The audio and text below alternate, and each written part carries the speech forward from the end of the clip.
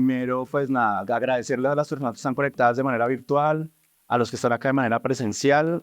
Quiero darles la bienvenida a este evento especial de socialización de los resultados de nuestra encuesta de bienestar y sostenibilidad. Hemos dedicado o hemos decidido llamar este evento Más que Orgullo es, porque queremos abordar una serie de temáticas y una serie de conversaciones súper importantes para la organización, pero sobre todo para hablar de verdad de diversidad e inclusión en Búho y sobre todo en espacios laborales. Entonces, pues nada, bienvenidos a este evento, Bienestar y Sostenibilidad en el Lugar de Trabajo, Búho hacia la eliminación del acoso y la discriminación LGBTIQ+, y la deconstrucción de los estigmas sobre salud sexual y reproductiva. Hoy es el Día Internacional del Orgullo LGBTIQ+, y nos reunimos para discutir un tema de suma importancia, no solo para nuestra organización, sino para el mundo laboral en general. ¿Por qué este estudio es relevante para la sostenibilidad de Búho? Bueno, la respuesta es simple y compleja a la vez. Vivimos en una era donde la diversidad y la inclusión son cada vez más valoradas y necesarias. En el último año nuestro entorno ha cambiado drásticamente, tanto a nivel interno como a nivel externo, y hemos sido testigos y partícipes de las transformaciones sociales, políticas y culturales que se han puesto en el primer plano la lucha por la igualdad y la justicia social. Eso es como una parte muy importante de esto. También sabemos que nuestro equipo Búho es joven y está empoderado desde su diversidad y sigue siendo el motor que impulsa a Búho hacia un futuro. No obstante, tenemos claro que la comunidad LGBTIQ+ en nuestra organización sigue siendo minoritaria, pero no por ello es menos importante. De hecho, debemos estar preparados para que esa cifra aumente en los próximos años, y conforme avanzamos hacia un ambiente laboral más inclusivo y equitativo, es una labor pues, que debemos asumir dentro de la organización. Hoy también vamos a hablar sobre un tema que es crucial para todos, y es la salud sexual y reproductiva. A pesar de que nuestros colaboradores durante la encuesta, eso es como un avance de los resultados, han demostrado pues, un alto autoconocimiento y autopercepción de su salud sexual y reproductiva, hemos visto que muchas de las acciones individuales pues, muestran que existen unas oportunidades de mejora, y es de ahí donde vamos a buscar también desde el área de talento, pues en concordancia con los productos de sostenibilidad, un compromiso empresarial sobre la salud sexual y reproductiva. Finalmente, pues vamos a abordar un asunto que ha estado envuelto en mitos y prejuicios durante mucho tiempo, y es el tema del VIH.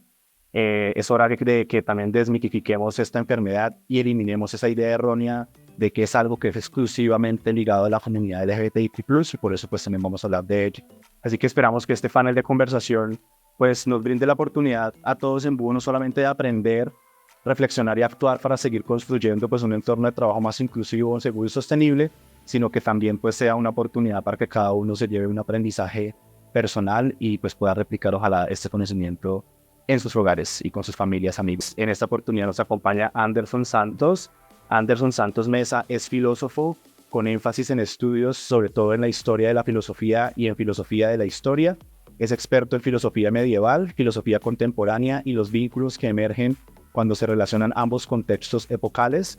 Tiene estudios complementarios en teología, filosofía de la religión, género y teoría queer.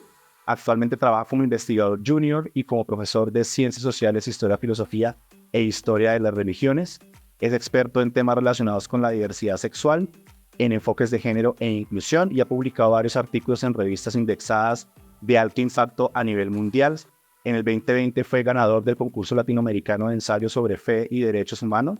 En el 2022 fue uno de los investigadores ganadores del tercer Premio Internacional sobre Mística y Diálogo Interreligioso, otorgado por la Universidad de la Mística de Ávila, España, y ha sido finalista en el concurso internacional sobre historia LGBTIQ+. Anderson, bienvenido por estar acá. Bienvenido, perdón, por estar acá. También nos acompaña Diego Morabello. Diego es ex Búho, de hecho, comunicador social y periodista con especialidad en cambio a través de la comunicación y el enfoque social. Se ha desempeñado como consultor, periodista e investigador. Es magíster en nuevos periodismos, comunicación política y sociedad del conocimiento, y con estudios en marketing digital y derechos humanos con base en valores, ética y liderazgo. Actualmente es analista jefe de comunicaciones del Fondo Multidonante de las Naciones Unidas para la Paz. Trabaja como especialista de incidencia política y comunicaciones de Médicos del Mundo. Trabajó, en Médicos del Mundo, donde, entre otras cosas, desarrolló y ejecutó la estrategia de incidencia política y comunicación de la organización.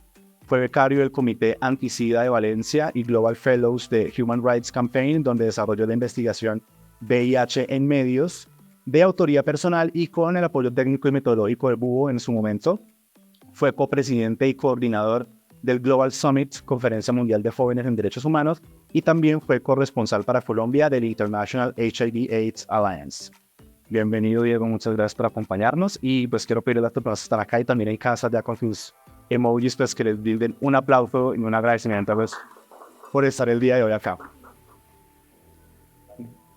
No, con todo el gusto del mundo. Voy a hacer ahora una pequeña introducción para todos ustedes sobre la importancia de este estudio que hemos realizado el día, durante este mes aquí en Búho, y pues vamos a proceder a tener una conversación sobre los resultados que pues todos van a poder socializar desde sus pantallas en casa y que es acá de manera presencial. Bueno, en Búho, cuando nosotros decidimos apostarle a un propósito sostenible, fue nuestra curiosidad la que nos llevó a indagar más en esas estrellas que queremos alcanzar como empresa. Una de esas estrellas se enfoca en nuestra fuerza laboral. Y nos tomamos muy en serio ese propósito de ser los favoritos de los mejores talentos, las mejores causas y las mejores empresas para convertirlos en gigantes. Es por esto que trabajamos junto a personas y equipos que hacen de tu misión una oportunidad de cambio social y ambiental. Y de ahí nació nuestro compromiso sostenible con el mundo y pues con la empresa en general y el país. Y es aportar a la igualdad de género, a la vida de los ecosistemas y la protección del agua. En relación a la igualdad de género, nosotros le apostamos específicamente a la reducción de la discriminación y el acoso en lugar de trabajo, y por eso hemos decidido usar este mes del orgullo como una plataforma para indagar más sobre nuestra contribución como empresa a la reducción de las desigualdades, al trabajo digno y a la salud y el bienestar del Búho Team. El año pasado iniciamos un camino de sostenibilidad que ha empezado a tomar fuerza y que de manera exponencial ha crecido al interior de nuestro equipo y nuestro modelo de negocio, un esfuerzo que sabemos brindará certeza sobre nuestro trabajo en la transformación de narrativas que impiden la construcción de espacios de trabajo seguros para todas, todos y todes.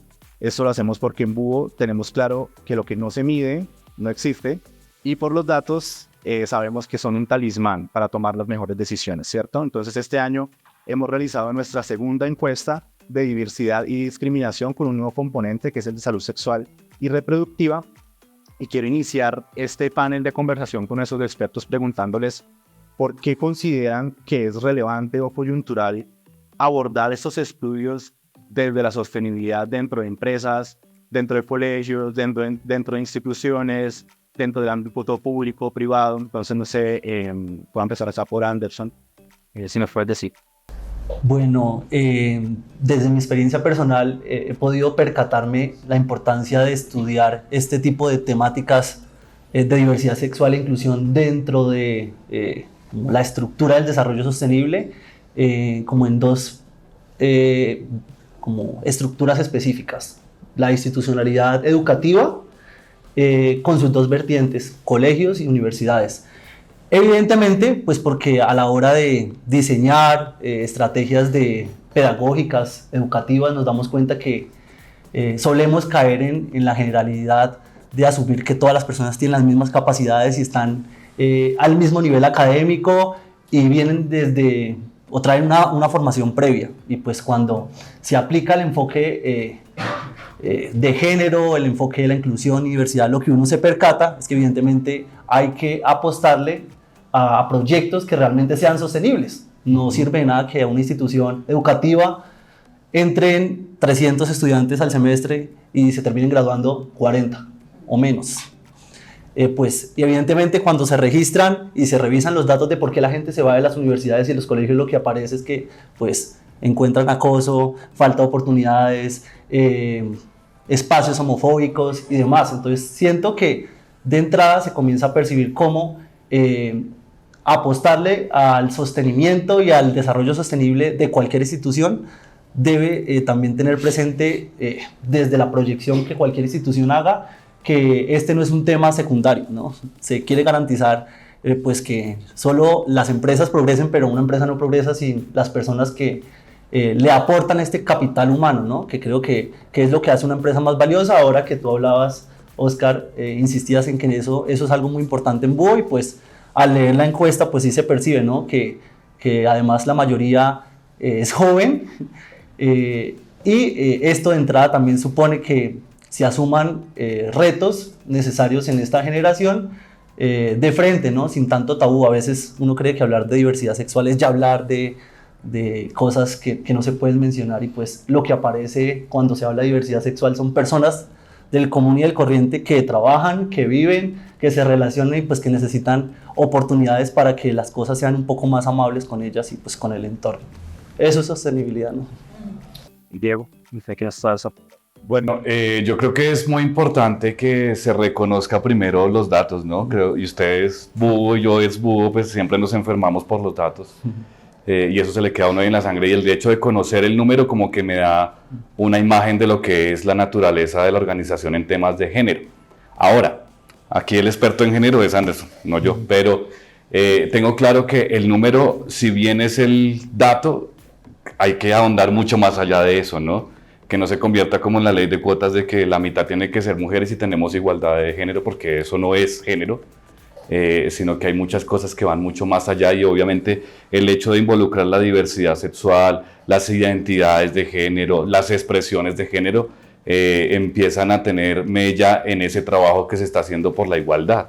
Entonces, creo que es muy favorable lo que veo, si bien la posición que tú dices es que en Búho hay una poca comunidad LGBTI, y que eso va a ir aumentando con los años, no lo sé, no sé qué tan se logre. Bueno, vamos a ver. Vamos a ver a cuántos convertimos. Pero es una realidad latente de que son espacios que se están empezando a abrir para la diversidad.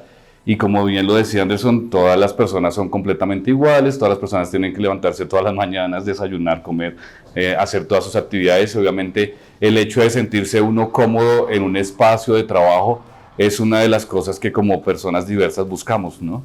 Y eso, digamos que está muy ligado a cómo la sociedad ha avanzado también en la eliminación del estigma y la discriminación, que aún se vive, y muchas veces no somos conscientes de que cualquier situación particular, así sea una palabra, puede empezar a ser estigma y discriminación. Y seguramente lo vamos a ver más adelante, pero muchas se han naturalizado. Y me encanta que se naturalice el lenguaje, porque yo soy un enfermo también trabajando con el lenguaje. Entonces naturalizar palabras está súper bien, marica. Pero hay otras que sí pueden hacer mella por el otro lado y pueden empezar a ser generadores de estigma y discriminación. Pero por ahora, digamos, en estas dos imágenes que estamos viendo, ya lo decías tú, un equipo supremamente joven. Yo creo que ya no puedo trabajar acá. Y la participación alta de mujeres, obviamente, como parte del proceso. Bueno, y creo que es importante esta introducción, porque de hecho la relevancia coyuntural y la importancia de este estudio para la sostenibilidad en Búho radica en 4, digamos, ODS, algunos más objetivos de desarrollo sostenible, unos más que otros, pero principalmente hablamos de igualdad de género, que es fundamental para un futuro sostenible, ¿no? Entonces, esta encuesta y este tipo de estudios lo que nos ayudan a nosotros para entender temas de diversidad y discriminación son fundamentales para hacer frente a esos prejuicios, ¿no? Entonces, lo que mencionaba un poco Diego sobre la naturalización de cierto lenguaje, y también pues, nos ayuda también de alguna forma a erradicar las desigualdades que existen actualmente en el lugar de trabajo. Entonces, esta encuesta lo que nos permitió a nosotros fue recibir información sobre la identidad de género, la orientación sexual y la percepción de seguridad y cuidado que tenían las personas o que tienen las personas en el equipo Búho. Y por eso es como el principal foco, ¿no? Este tema de igualdad de género.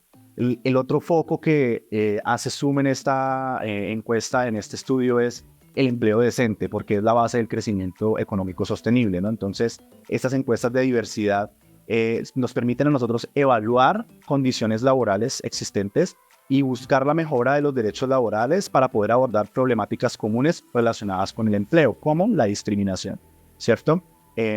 Esto nos permite a nosotros identificar áreas donde ustedes como colaboradores de Búho sentían que había poca libertad o poca seguridad en el trabajo, y lo vamos a ver un poco más adelante en los resultados.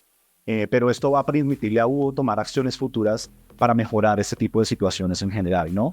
El tercero ODS al que aborda esta encuesta es la reducción de la desigualdad entre grupos sociales, porque pues aquí nosotros vamos a ver aspectos históricos que son muy valiosos en el lugar de trabajo y que nos ayudan a comprender cuáles son las brechas que existen entre esos grupos minoritarios como el de la población LGBTQ+ dentro de la organización. Y al incluir preguntas sobre la salud sexual y reproductiva, nosotros vamos a poder recopilar información detallada sobre los factores sociales que afectan directamente el salud y el bienestar de las personas dentro de la empresa.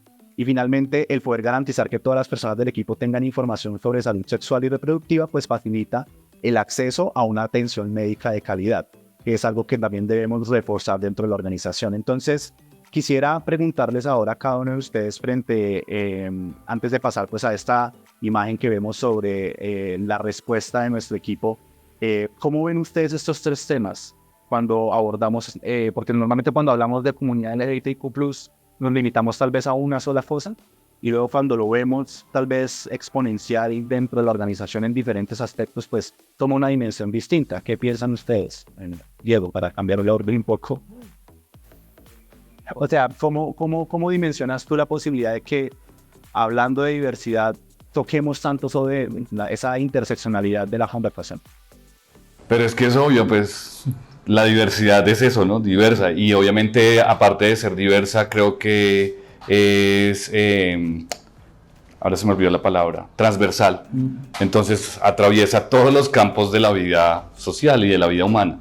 Entre esos la salud, que me parece que es uno de los campos que más trabajo debe tener en el tema de diversidad, sobre todo porque yo he trabajado mucho el tema de salud sexual y reproductiva y VIH, y creo que hasta en los mismos espacios donde uno accede a servicios de salud hay estigma y discriminación. Entonces desde ahí ya hay un problema grandísimo, y es el acceso que tenemos como personas diversas a ciertos lugares, y que son lugares donde puede ir cualquier persona en cualquier momento. O sea, no tiene que ser porque yo sea gay, lesbiana, trans, etc. Entonces creo que uno es ese, el otro es el acceso a la educación, el acceso al trabajo. Conozco muchos casos de personas, sobre todo trans, que han sido rechazadas de su trabajo independientemente de su capacidad académica o profesional, solo por el hecho de identificarse de un género distinto. Entonces, creo que hay que trabajar en todos los ámbitos, pero el hecho de que existan estos espacios en las organizaciones pueden empezar a poner en la opinión, así sea de solo de la organización, que hay diversidad presente en todos los lugares de la vida. O sea, hasta en mi casa, en la familia, seguramente tenemos algún primo gay, alguna prima lesbiana. O sea, tenemos que ser mucho más empáticos con el otro, porque a la final se trata de eso, ¿no? De vivir en sociedad, y obviamente los espacios de trabajo son eso. Si paso 8 horas al día acá, qué mejor que sentirme como si en un espacio seguro, ¿no? Entonces, creo que el hecho de tener estos espacios pueden empezar a ayudar a tener esa posición de empatía con el otro. Anderson, no sé qué nos puedes aportar. Bueno, uniéndome un poco a lo que dijo Diego, yo creo que es necesario, yo suelo hacerlo desde lo que he estudiado, de situar la diversidad en muchos contextos, pues porque como seres humanos habitamos todos los contextos, ¿no? Como históricamente la población LGBTIQ+ ha sido relegada a unas periferias muy específicas, ¿no? El trabajo sexual, las mujeres trans a las peluquerías, salones de belleza y ya. Y de ahí se cree que una persona diversa no puede hacer nada más que eso. Cuando nos aproximamos a la historia de la gente que tenemos a nuestro alrededor que es diversa, nos damos cuenta que hay gente diversa haciendo de todo, con todas las capacidades. Incluso que lo hace mejor que otras personas. Y creo que este acercamiento comienza también desde los Objetivos de Desarrollo Sostenible a mostrar cómo en algunas empresas o en algunas instituciones hay vacíos precisamente porque no se han percatado de esto, ¿no? De que quizás las cosas no están saliendo bien porque dentro de las mismas dinámicas de la empresa se están dejando por fuera personas importantes, ¿no? Esto lo traemos en el contexto de la diversidad, pero lo vivimos por muchos años frente a la cuota de género, como ahora decía Diego. Evidentemente en muchos espacios no se incluían a las mujeres porque se creía estúpidamente que no tenían capacidades suficientes. Y cuando empezaron a confiar y las mujeres comenzaron a apropiarse también de espacios resilientemente, comenzaron las mismas estructuras a percatarse que precisamente lo que les faltaba eran mujeres, ¿no? No para que suplieran solamente lo que faltaba, sino que reconocieron más bien que que pues no hay diferencia de género para hacer las cosas bien, ¿no? Y que todos debemos en este aspecto tener las mismas oportunidades. Desde los objetivos de desarrollo sostenible que tú ahora mencionas, me llama mucho la atención, salud y bienestar, pues porque el bienestar implica todo, ¿no? Sí, un buen trabajo no garantiza mi bienestar. Si tengo problemas personales, si no logro congeniar mi vida familiar con mi vida laboral, si pues siento que no tengo un grupo como de apoyo frente a otras situaciones de la vida, si siento que aunque en el trabajo me va bien, pues el salario no es suficiente en comparación con lo que mis aspiraciones requieren pues para seguir creciendo profesionalmente y demás. Por otro lado también la salud mental está asociada siempre al bienestar, ¿no? Y evidentemente creo que es un aspecto que no se suele tocar. Y en el caso de las diversidades sexuales y de género es algo que sale en primer punto, ¿no? Es imposible tener bienestar si constantemente uno está escuchando que lo que es no es válido, que no existe, que es una enfermedad y demás. Y los objetivos de desarrollo sostenible le han apostado también al bienestar en clave de diversidad, reconociendo que pues, no hay sostenibilidad sin bienestar, ¿no? Y creo que eso a veces se nos olvida. Pues, uno puede creer que una entidad es sostenible 3 meses, 10 años, pero pues así como el mundo va avanzando, si la empresa no avanza o la institución no avanza, pues va a dejar de ser sostenible, va a perder los buenos talentos y la gente que le aporta y que hace que la institución en sí misma tenga ese plus extra que no está en otros lugares, ¿no? Y creo que en estos momentos, pues luego del COVID, el mundo entero lo evidenció, ¿no? Que se descartaba cierta población, sobre todo la gente que se dedicaba a tecnologías y demás, solía ser descartada y pues la coyuntura mundial mostró que esto era un punto fundamental y pues siento que en estos momentos se está pasando también con la diversidad, ¿no? Y con el enfoque de género. Vuelvo sobre lo que tú decías, a una empresa no es significativo que tenga en su mayoría mujeres si todas las mujeres son secretarias, pues porque no hay equidad. Y así mismo con las diversidades, ¿no? Y creo que apostarle a la sostenibilidad nos invita también a prestarle atención como a todos esos entrecruces que hay en los objetivos de desarrollo sostenible, ¿no? Salud, bienestar, equidad, educación, formación profesional y demás. Listo, no, muchísimas gracias, creo que es una reflexión bien interesante y quisiera ya empezar a revisar los resultados de nuestra encuesta. Un primer dato favorable para todos es que en esta oportunidad pasamos de 39 colaboradores respondiendo a la encuesta a 69, esto es un total de 78% del total de la empresa, lo cual nos dice que la empresa en esta oportunidad se vinculó de manera más participativa a generar este tipo de resultados para poder entender mejor pues cómo nos entendemos desde la diversidad. No sé si te pasas a la siguiente, por favor, muchas gracias. En ese orden de ideas, un primer hallazgo que encontramos es que del total de las personas encuestadas, el 97% se identifica como cisgénero, mientras que el 3% restante no sabe o no responde. Esto se puede deber a que aún no sienten la suficiente confianza y seguridad para manifestar de manera pública su identidad de género en el trabajo. Y aquí quiero hacerles unas preguntas a ustedes específicas sobre cómo ha cambiado el entorno mundial y el entorno laboral en el último año para que todavía sigamos viendo que hay personas que no se sienten seguras en la manifestación de su identidad de género. Y voy a traer a colación un dato en particular, y es el informe sobre el discurso de odio y orgullo LGBTI en la conversación digital de Llorente y Cuenca, en el que nos muestra a nosotros que en los últimos 4 años, en 10 países de América Latina y 2 países de Europa, el aumento del discurso de odio se ha visto reflejado en las redes sociales, específicamente hacia la población trans y no binaria. Entonces quisiera que ustedes me dieran una reflexión sobre este informe y pues el resultado que vemos en la organización. Anderson. Bueno, me parece muy interesante. Yo cuando miraba estas imágenes ayer, me surgían varias preguntas. La primera, quizás si las personas que eligieron cisgénero saben qué significa ser cisgénero, ¿no? Pues porque en estos momentos la primera como inquietud que hay en los medios es sentir que lo cisgénero está opuesto a lo transgénero y sentir que es una oposición, una lucha y que las trans son las malas y entonces todo lo que no sea trans es lo bueno, y pues no, son dos siglas, 2 prefijos latinos que lo único que señalan es los procesos identitarios, ¿no? Cisgénero, cis significa estar o sentirme identificado con la orientación y con la identidad que desde que nací me dijeron que soy, con el sexo. Y transgénero, considerar que mi sexo no se corresponde con mi género y por eso pues hay procesos de transición, ¿no?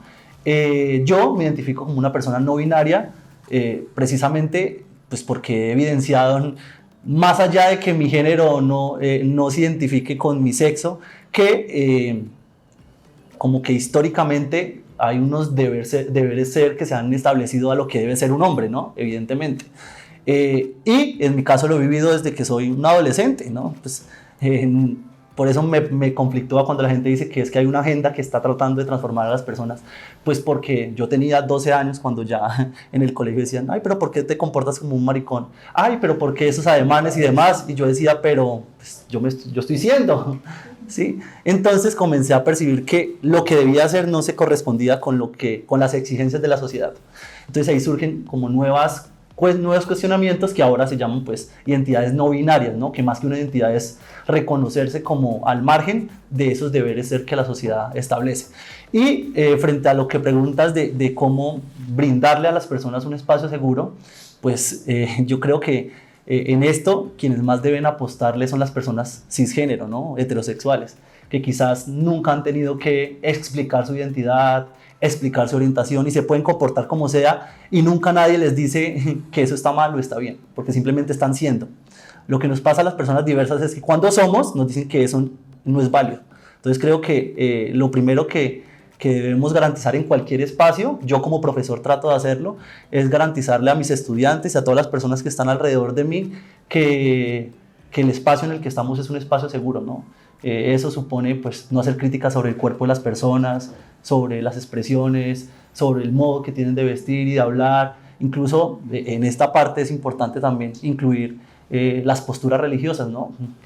Yo creo que también como profesional en teología, que quien estudia teología lo que va percibiendo en su educación es que pues, hay muchos estilos y modos de habitar la experiencia espiritual y pues ninguna es mejor o peor que otra, sino que son modos de habitar y yo por tanto debo respetarlos. Esto mismo sucede con las identidades y con los modos de habitar el mundo. Aquí en la sala veo a muchas personas, no me interesa su orientación sexual, su identidad de género, porque reconozco que todas son válidas por el hecho de ser personas, ¿no? Y que la dignidad de las personas no está ligada a ninguna identidad, sino que va mucho más allá y creo que eso es un principio humano, no está asociado a ningún aspecto político ni nada. Antes de darle la palabra a Diego, quisiera abordar pues esto que mencionaba Anderson porque salió en nuestro estudio y es que tomamos como referencia la autoría de Harvard Business Review a través de 3 autores que nos hablan de la importancia de crear espacios de trabajo que sean inclusivos a la comunidad transgénero y no binaria, porque son precisamente estas personas las que experimentan de manera sistemática discriminación y hostilidad porque no saben manejar la presión de cómo se manejan sus identidades en espacios de trabajo. Y a pesar, digamos, de que esta creciente conciencia pública sobre las luchas pues está en el ojo, digamos, de la agenda pública, siguen siendo las personas trans y no binarias las que están, digamos, a menudo enfrentadas porque muchas personas que hacen parte de las organizaciones no están informadas o equipadas para poder crear culturas de trabajo seguras donde se apoye a este tipo o a estas personas con estas identidades diversas. En Búho el año pasado hicimos un primer esfuerzo en el que enseñamos a nuestros colaboradores las diferencias entre identidad de género, sexo biológico y orientación sexual. Entonces a la pregunta que hacía sobre la certeza sobre este 97%, podemos decir que estamos muy certeros de que las personas respondieron conociendo esto. Y encontramos también a través de este artículo que hay 4 acciones que las organizaciones pueden tomar para poder generar espacios seguros para las personas trans y no binarias. Las primeras son generar signos básicos de inclusión trans que involucren el uso del baño, por ejemplo, códigos de vestimenta y pronombres. Hemos hablado mucho de los pronombres y también dentro de nuestra capacitación en Búho, pues hablamos de la importancia de reconocer a las personas desde los pronombres que desean, por las que desean ser identificados. El segundo es un apoyo efectivo para la transición de género. El tercero, las capacitaciones sobre diversidad trans específica. Y el cuarto, las intervenciones para desarrollar la resiliencia. Y complemento que en cuanto a la orientación sexual, el 20% del equipo Búho manifiesta orientaciones sexuales diversas, o sea, no es algo mínimo, es un 20% de la organización. y hemos aumentado en 3 puntos porcentuales la población que se identifica como homosexual. Esto supone un reto de cara a la fuerza laboral del futuro, ya que la experiencia de las personas que ya hacen parte de nuestra organización pues es muy importante, ¿no? Un 10% percibe haber sido víctima de discriminación por su orientación sexual o identidad de género, y es un tema que demuestra de nuevo la interseccionalidad de este asunto, ¿no? Pues en algunas oportunidades se trata de discriminación hacia mujeres cisgénero heterosexuales, que también fue algo que salió evidenciado dentro de la encuesta. Entonces, Diego, viendo esta gráfica sobre la orientación sexual de la comunidad búho y pues tomando en cuenta las expresiones de género diversas, ¿qué nos puedes aportar? Bueno, me gustan los datos, pero tengo un problema cuando le ponemos un número a las personas, ¿no? Y era lo que, muy relacionado con lo que decía Anderson. Esto me parece genial para poder generar estrategias de inclusión y de trabajo hacia la eliminación de barreras por estigma y discriminación, pero más allá de eso, creo que el identificarnos como heterosexual, homosexual, bisexual, pansexual, no me dice mucho más dentro de una organización.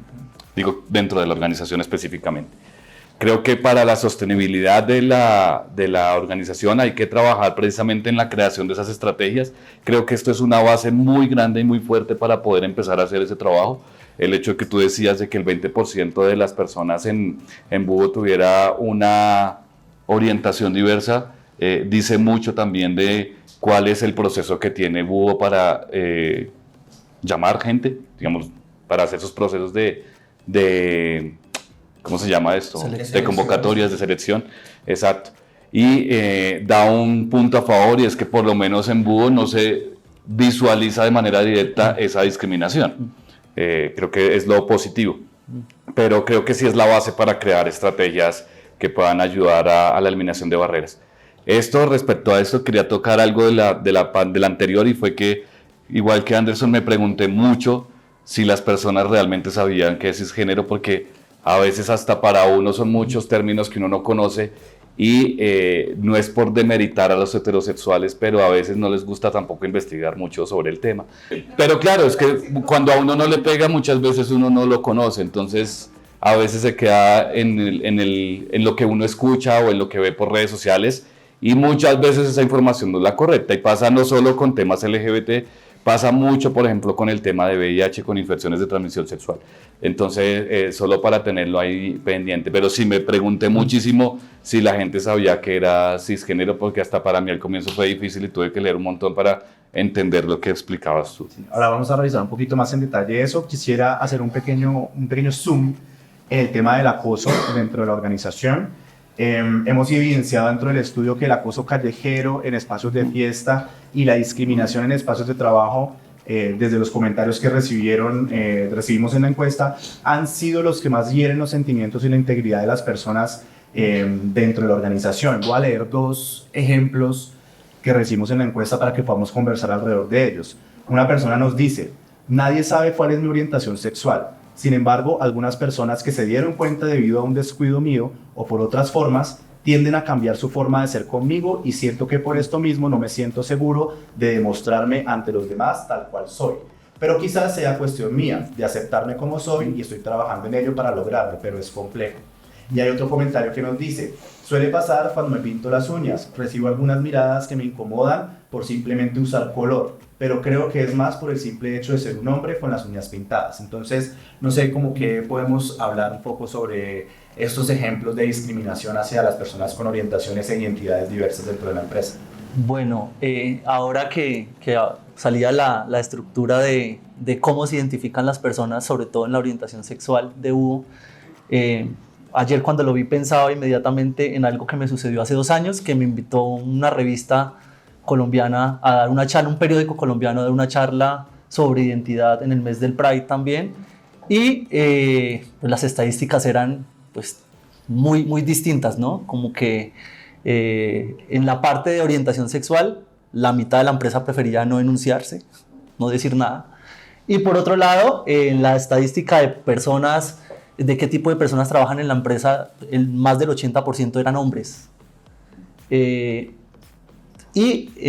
este periódico salían constantemente noticias sobre mujeres, sobre la diversidad, que en los medios eran criticadas, ¿no? Pues porque eran imprecisas y demás.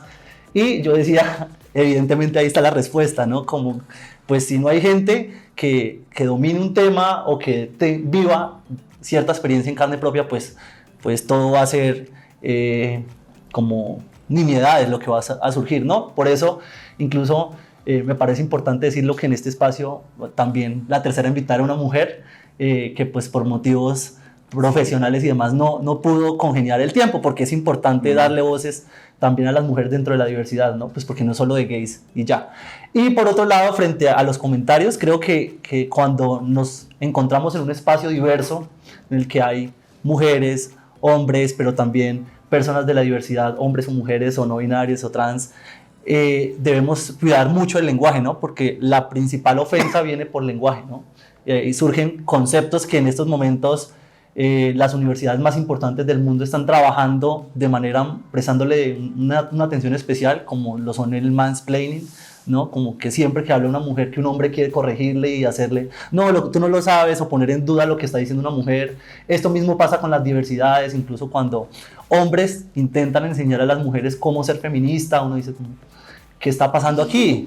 O cuando, sí, una persona homosexual normada, que cree que ser homosexual es solo vestirse de tal manera que no se note lo gay, llega y le dice a un gay que se le nota que se le está notando mucho y demás. Ese tipo de comentarios lo que hacen es alimentar ese germen de la discriminación de múltiples maneras, ¿no? Las miradas, los comentarios sobre el cuerpo, vuelvo, porque creemos que una persona solamente es discriminada cuando se le dice algo sobre su orientación sexual, y pues la base de todo eso no es nunca la orientación sexual, ¿no? Es cómo se ve su cuerpo, cómo se viste, qué tipo de accesorios usa y demás, y pues yo creo que eso en espacios latinoamericanos sigue siendo muy difícil de controlar, ¿no? Yo tuve la oportunidad de trabajar un tiempo en Holanda y era muy particular que en las políticas de ingreso a la biblioteca en la que trabajaba, una biblioteca, había más de 5 páginas que marcaban los aspectos que eran sancionables en el trabajo, ¿no? Y era como tocar a otra persona sin su consentimiento. Tocar no es nada sexual. Pedir permiso para abrazar, uno cree que todo el mundo le gusta abrazarse, que le puedo tocar el cabello a todas las personas, que llegar y tocarle la cara a alguien es algo normal, y pues no, eso también se puede convertir en un germen de acoso cuando no hay consentimiento de ninguna de las partes. Y pues hablar del cuerpo, ¿no? Yo le acepto comentarios quizás a la gente que es muy cercana a mí, y eso tampoco, pues porque siento que nadie puede decir nada sobre mi cuerpo, pero hay espacios y creo que a veces se nos olvida que una cosa es la disciplina profesional y otra cosa la confianza frente a las cosas personales, y constantemente franqueamos esa línea y pues atacamos a las personas. No solamente en el trabajo, salía que la parte en la que más personas se han sentido discriminadas es en las fiestas y entornos, pues porque creemos que el ambiente de la fiesta de suyo trae el consentimiento para todo, y pues no. Incluso eso a los jóvenes también, ya que es una empresa en la que la mayoría es joven, debemos tener muy presentes, ¿no? Que porque estemos de fiesta con otras personas de nuestra edad no significa que podemos sobrepasar los límites, y creo que esta generación en específica está haciendo mucho eco en esto y en poner límites, que creo que es súper importante para el desarrollo de la libre personalidad de todas las personas, ¿no? Y de las empresas, como lo he dicho. Bueno, yo respecto a esto creo que quiero tocar un tema que lo has nombrado, Anderson, y es el tema de la salud mental.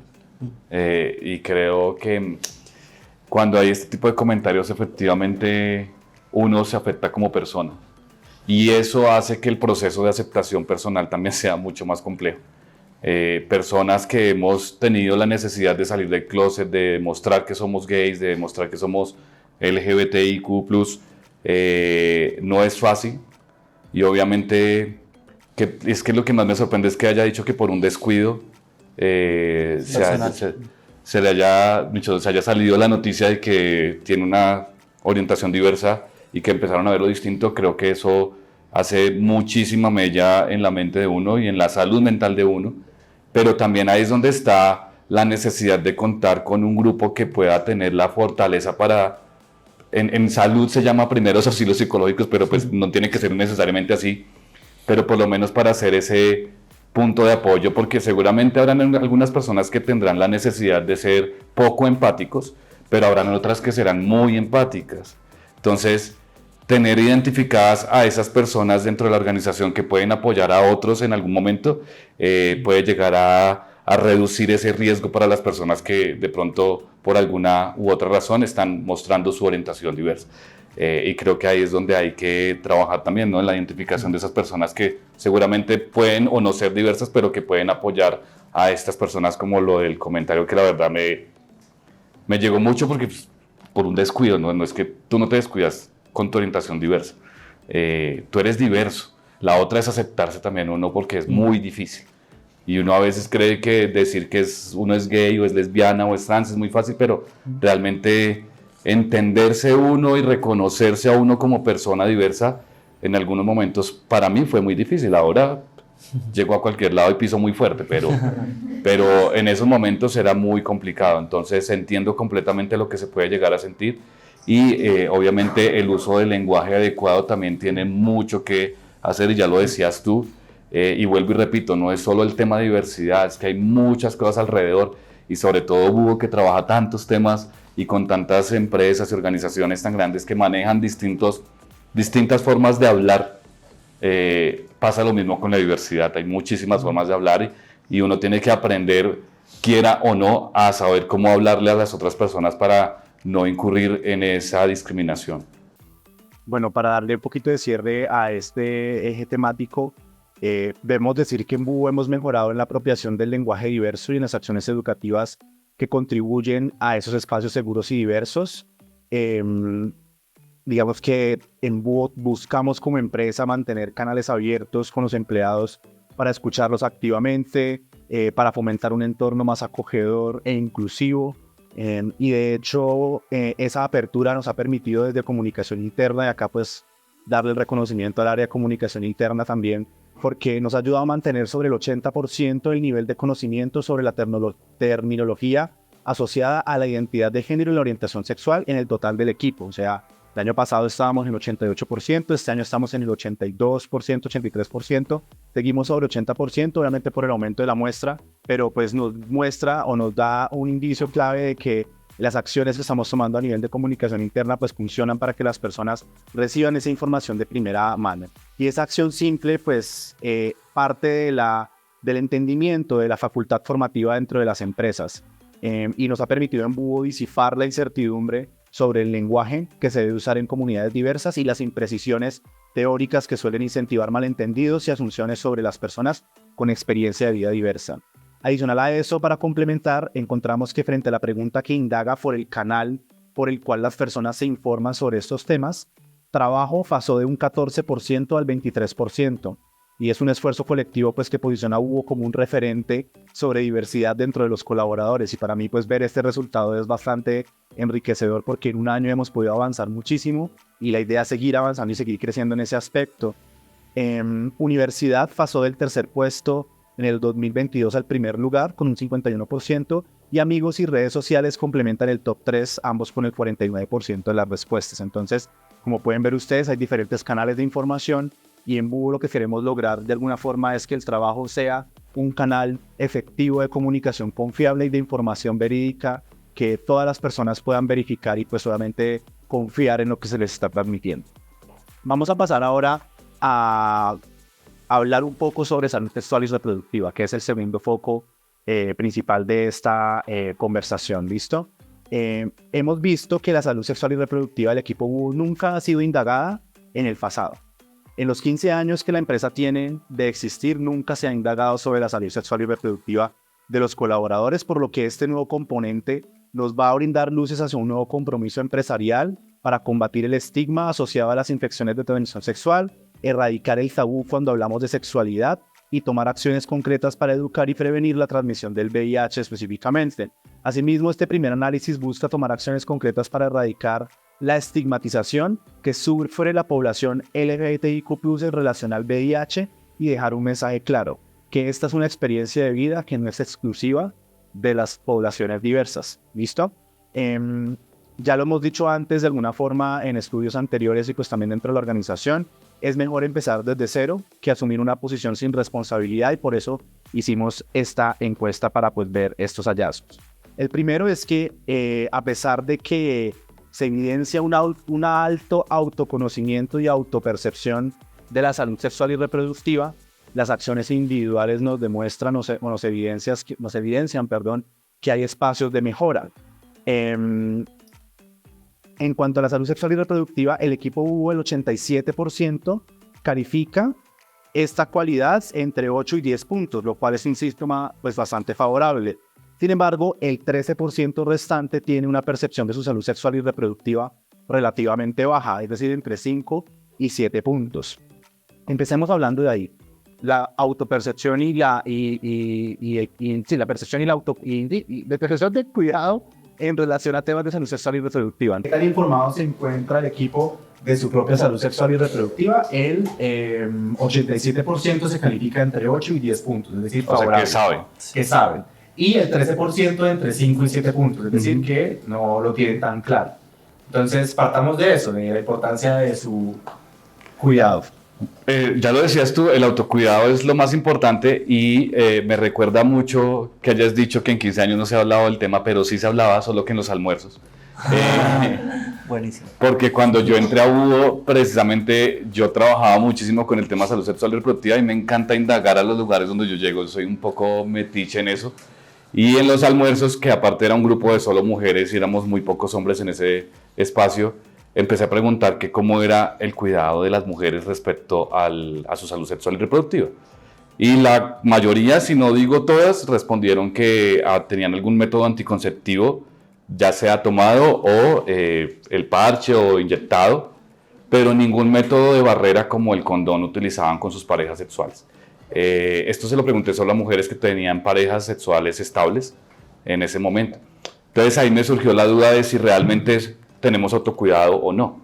Porque si bien yo confío en mi pareja, no sé hasta qué punto mi pareja puede estar teniendo otras relaciones sexuales con personas diferentes, lo cual está bien o está mal. Yo no juzgo a nada de eso. Aparte, la sexualidad es completamente libre. El hecho de que se lleguen a un acuerdos que se deben respetar es otra cosa, pero creo que la sexualidad es libre. Entonces, ahí surgió mi primera pregunta, si efectivamente había un autocuidado frente al uso o no del condón en mujeres específicamente heterosexuales.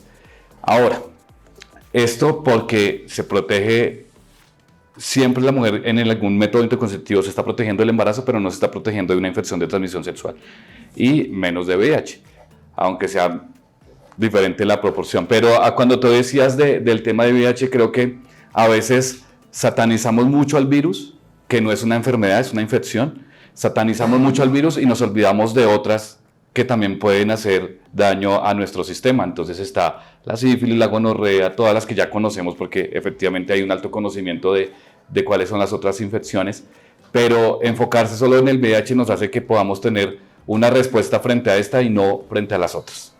Entonces, bueno, no sé si me avanzo mucho si empiezo a hablar de eso, pero el hecho de que haya información y que las personas sepan que pueden tener autocuidado es un aliciente de que hay una buena, digamos, salud sexual y reproductiva al interior de la organización. Esto es pura percepción, porque estamos acostumbrados a vernos bien y decimos que estamos bien, pero muchas veces no nos hacemos exámenes médicos, muchas veces creemos que como no sentimos un dolor o no vemos algo diferente, estamos completamente bien. A mí no me gusta utilizar la palabra sanos porque creo que todos estamos sanos indiferentemente de que vivas o no con una infección u otra. Y solo nos percatamos de asistir a un servicio médico cuando nos está pasando algo diferente. Creo que la salud sexual y reproductiva también tiene eso muy marcado y es lo que deberíamos cambiar porque también debe ser preventiva, no solo reactiva.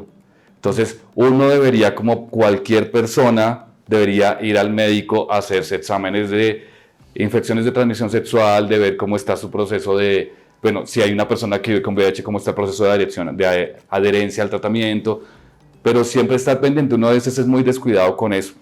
Y lo otro es la planificación, porque efectivamente, aunque hay personas diversas también, las personas diversas también se embarazan y las personas diversas también tienen hijos. Entonces, el proceso de planificación, cómo está siendo, si es el adecuado para mí, si yo tengo un proceso hormonal, entonces cómo funciona eso. Creo que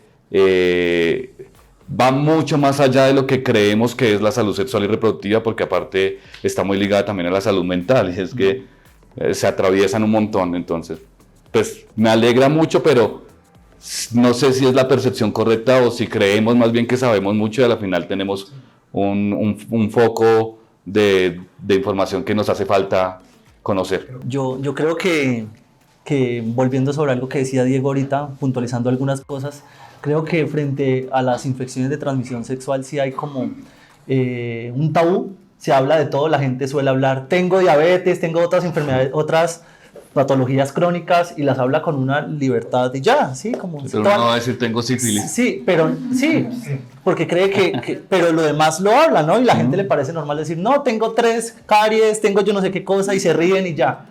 Pero cuando es compete a la sexualidad, la gente prefiere omitirse. Incluso en Colombia los últimos estudios que han salido pues son muy reveladores, ¿no? Que el número de personas con VIH heterosexual ha crecido enormemente, ¿no? Pero que esto ha crecido debido a que la población LGBTIQ+ ha motivado a las personas heterosexuales a que se hagan la prueba, porque la mayoría de personas heterosexuales nunca en su vida se hace una prueba de VIH. Dicen, no, pues no la necesito, porque creen que solamente le da a la población LGBTIQ+, y los resultados están mostrando todo lo contrario. Por otro lado, también es evidente romper sobre todo el estigma, ¿no? El estigma desde desde 1970 hacia adelante con el VIH, sobre todo hasta el 2010, fue el silencio. Y por eso había eufemismos para hablar de esto, ¿no? Tengo el bicho, tengo yo no sé qué cosa, pues había silencio y eufemismo para hablar de esto. A medida que el eufemismo se pasó a un segundo plano y se comenzó a hablar las cosas de frente, creo que muchas personas se han sensibilizado y han roto también los estigmas, ¿no? Que uno cree que la persona de VIH no puede hacer nada, está tirada en una cama, pues el estigma que había incluso con el COVID, ¿no? Que, ¿por qué nos encerrábamos y nos poníamos un traje biológico de pies a cabeza para asomarnos a la ventana? Pues porque creíamos que el COVID entraba y nos destruía por completo, y pues ya se comprobó que no, y por eso hay gente que tiene COVID en estos momentos y está por la calle como si nada. Entonces creo que sí es importante romper el estigma, y algo que Colombia Diversa, por ejemplo, ha insistido demasiado, es que no todas las personas del continente y del mundo muy seguramente tienen a alguien cercano que convive con el VIH, sino que nunca les ha contado, pues porque ustedes no le han dado la confianza y sienten rechazo de entrada. Pues esto, volvemos al tema de la discriminación, pues cuando uno llega a un espacio y lo primero que dicen es terrible el VIH, yo no sé, pues la persona que tiene nunca va a decir absolutamente nada. Igual que le pasa a las personas homosexuales, que incluso le pasa a la gente que profesa una religión, ¿no? Que prefieren no hablar del tema, pues porque hay estigma. Y creo que debemos volver sobre la cuestión de los espacios seguros, y cuando se abren espacios seguros, pues también se abren conversaciones incómodas y conversaciones necesarias, ¿no? Y creo que esta encuesta, en el caso de Búho, pues, la ubica dentro de unas empresas pioneras en este tipo de conversaciones sobre salud sexual y reproductiva, pues porque en muchos lugares se omite, ¿no? O se hace a escondidas, ¿no? En muchas empresas es terrible, e incluso hay muchas denuncias en Colombia, pues porque le hacen pruebas a sus empleados sin autorización y demás, ¿no? Y pues, la prueba es el condicionante para despedir a la persona, porque se cree en el estigma. Cuando la gente se informa del VIH y de las demás infecciones, pues se dan cuenta que pues hacen parte de un enorme número de infecciones. Colombia es un país en el que la gripe y el virus, ayer hablamos de esto, de la influenza, está en auge todo el año, y pues nadie siente, antes le tosemos a la otra persona al frente y ya, y creemos como si nadie nos reímos, creo que sí es importante tocar estos temas, pues porque muchas personas, su salud y su bienestar están dependiendo de estas conversaciones, ¿no? Bueno, yo quiero complementar esta conversación con el siguiente dato, y es que el 30% de nuestros colaboradores en Búho tiene incertidumbre sobre la identificación de la sintomatología asociada a las infecciones de transmisión sexual. No. Y si bien hay un alto conocimiento por parte del equipo, que es casi el 70%, estos datos yo creo que nos van a sorprender a todos. El 44% nunca ha hecho parte de procesos de capacitación para prevención de la transmisión del VIH durante su vida. O sea, nunca ha estado en esto. Es decir, nunca han recibido una charla, un seminario, una exposición sobre ITS. Y similarmente, el 46% del equipo Búho nunca se ha realizado un examen para conocer su estatus serológico de VIH.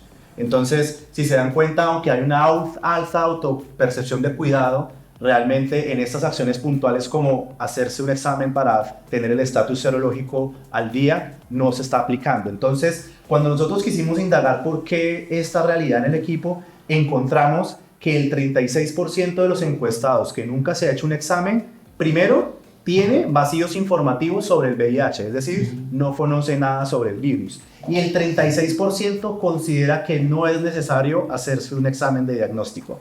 Entonces, ahí es donde nosotros vemos la oportunidad como organización de aportar a esa salud y bienestar del equipo a partir de esta causa. Y esto pues presenta una oportunidad no solamente para esto, sino para educar sobre la salud sexual y reproductiva más allá del VIH, teniendo en cuenta la salud y el bienestar colectivo del equipo.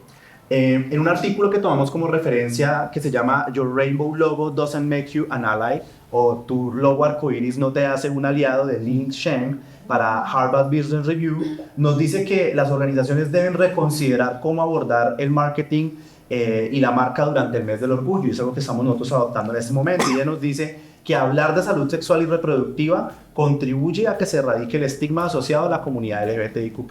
Porque estas son conversaciones que a veces solamente hacemos en este mes, solo porque se habla de VIH, y resulta que no, debemos extenderlas en el tiempo, y extenderlas no solamente al virus del VIH, sino a otros tipos de infecciones de transmisión sexual, ¿no? Entonces, en el caso del equipo Búho, y esto creo que también es como para mostrarles el otro lado de la moneda, es que el 100% de la comunidad diversa reconoce la sintomatología asociada a una ITS y se ha realizado de manera periódica un examen de diagnóstico de VIH, en contraste a ese 40 y algo por ciento de personas que ninguna de las dos, ¿no? Entonces, la autopercepción de cuidado es más alta en la población LGBTIQ+, que en la heterosexual, si lo llevamos hacia la práctica, ¿no? Ya lo que está pasando. Entonces, ella, por ejemplo, esta autora Sheng nos explica que para las organizaciones realmente ya dejó de ser atractivo colocar un logo arcoíris. Y si nos enfocamos realmente en estas acciones, en estas conversaciones, pues vamos a tener mucho más impacto.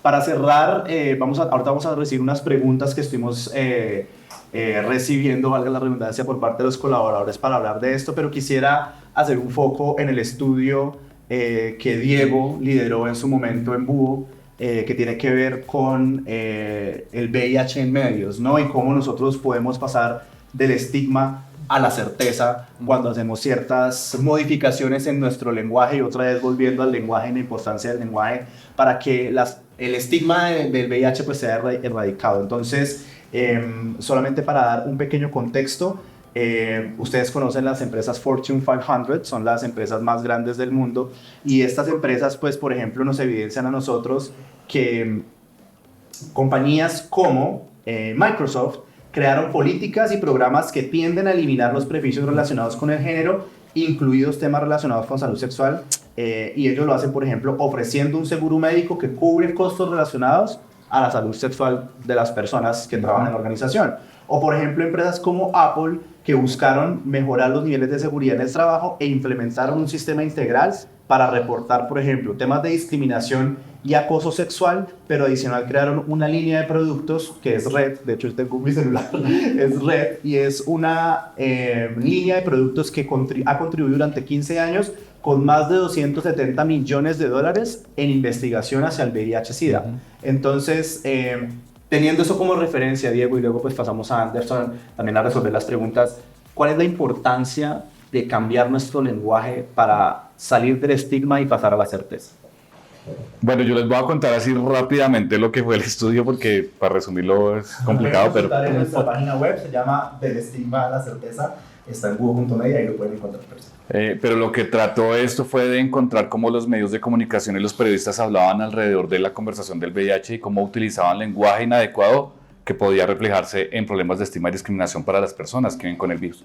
Y esto porque efectivamente los medios de comunicación se convierten en la única forma que tenemos las personas de informarnos, aparte de las redes sociales y eso.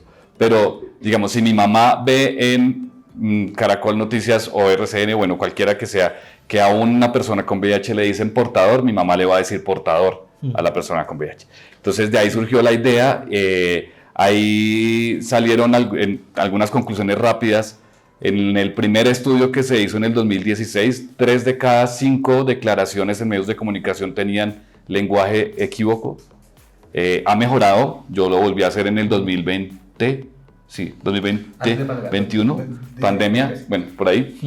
En el 20 lo volví a hacer y ya he mejorado a 2 de 5, o sea que sí ha habido un cambio porque ha habido un proceso de trabajo muy fuerte que empezamos con algunas organizaciones en ese momento, pero solo para resumir, cambiando 10 palabras, hay un artículo que me hicieron en Argentina y era como cambiando 10 palabras, tú puedes hacer que empieces a eliminar barreras de estigma y discriminación para personas con VIH.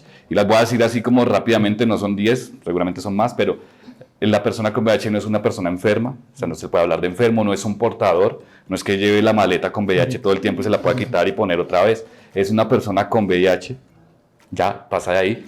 Hay otras que es tratar la infección como enfermedad y de ahí resulta que tiene todo un manejo clínico que puede empezar a ver a la persona como enfermo.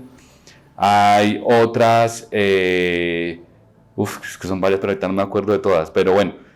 Yo recuerdo uno y es que, por ejemplo, los famosos son los que mayores amplificadores del estigma. Entonces, si Kim Kardashian dijo enfermo, miles de personas van a decir enfermo. Es también otro dato. Y hay otra que no es muy clara y es que todo el mundo confunde VIH con SIDA y son completamente diferentes y los medios de comunicación siempre escriben VIH y SIDA como si fuera lo mismo. Entonces hay un titular que me causó curiosidad que decía como 100.000 nuevos casos de SIDA, pues nos morimos todos entonces porque no hay nada más que hacer, aunque una persona con SIDA puede volver a estado VIH, ¿no? Pero es aprender que hay diferencias. Entonces una persona que recién adquiere el virus es una persona con VIH, si empieza un tratamiento serológico, un tratamiento retroviral, seguramente nunca va a avanzar a un estado de SIDA, que es como la etapa del síndrome, que es completamente diferente. Y lo otro es que se confunde mucho o hay mucha relación alrededor de la muerte y el VIH. Entonces, no, él murió porque tenía SIDA o murió porque tenía VIH. Entonces, no, las personas de VIH, con VIH y con SIDA no mueren por ni el virus ni el síndrome, mueren por causas asociadas. Entonces les dio una faringitis o les dio un problema en los pulmones o algo porque lo que hace el virus es debilitar al sistema inmunológico, pero el virus no es el que mata a la persona. Hay muchos avances, muchísimos avances. Protegerse de la infección del VIH ahora es muy fácil, empezando porque para las personas diversas ahora hay... Pues digo para las personas diversas porque se utiliza mucho más para personas, hombres que tienen sexo con hombres, y es el hecho de que, como hay tantos estudios, si una persona es indetectable, que esto es cuando ya tiene VIH, pero ha tenido un buen tratamiento y la persona ya, el virus ya no se puede ver en los estudios, entonces una persona indetectable no transmite el virus a cualquier otra persona, entonces por eso se habla de indetectable igual intransmisible. Esa es una razón, digamos, de protección, pero la otra es el hecho de acceder a profilaxis, preexposición. Esto, para explicarlo en métodos castos y rápidamente, es tomar un medicamento diario. Yo, que no tengo VIH, tomo un medicamento diario para protegerme de la infección de VIH. Entonces puedo llegar a tener sexo sin condón, sin el riesgo de que haya transmisión del virus. Pero esto tiene otras cosas que se deben tener en cuenta y es que es un proceso que debe ser muy riguroso, que se debe tomar todos los días, que se debe hacer a la misma hora, porque lo que está pasando por la desinformación es que las personas que tienen sexo con otros hombres y salen de fiesta el viernes se lo toman todo solo el viernes en la mañana y piensan que están protegidos frente a la transmisión y no, eso tiene que ser un proceso recurrente de todos los días y bueno, pero hace falta muchísima información al respecto. Ahí, digamos, porque ya vamos con el tiempo, creo que ese es como un ejemplo claro de cómo podemos pasar del estigma a la certeza, ¿no? Con información, con educación clara, con información concisa. Entonces la invitación es a que sean muy curiosos, muy curiosas y muy curiosos a seguir buscando temas, digamos, o información que les ayude a complementar pues, todo lo que están viendo acá, y obviamente desde Talento va a haber un push para que toda esta información también quede reflejada. Aparte, creo que un mensaje también que quiero dar antes de irme y es, si alguien tiene alguna duda de los que están acá, de los que están en virtual y quieren de pronto hablar con alguno de los dos, yo pongo, de una vez te metí a la olla, pero si alguien quiere hablar y quiere hablar como en privado y eso, uno siempre está abierto para que la gente pueda acceder a información también a través de uno, porque a la final lo que uno trata de hacer con entregar esta información es que ustedes aprendan también para que puedan entregar más información y sea como una cadena.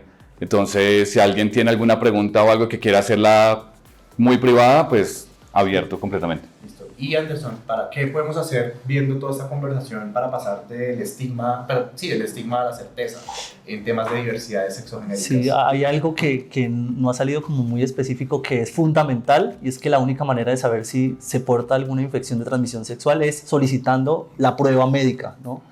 Una muestra de sangre para saber si uno tiene los triglicéridos y demás altos no te va a decir si tienes VIH o no. Hay que solicitar la prueba. Y eso es lo que mucha gente, por eso mucha gente se confía y dice, pues yo ya me saqué sangre y me dijeron que todo está bien. No, pues ahí no te van a decir nada si tú no solicitas la prueba.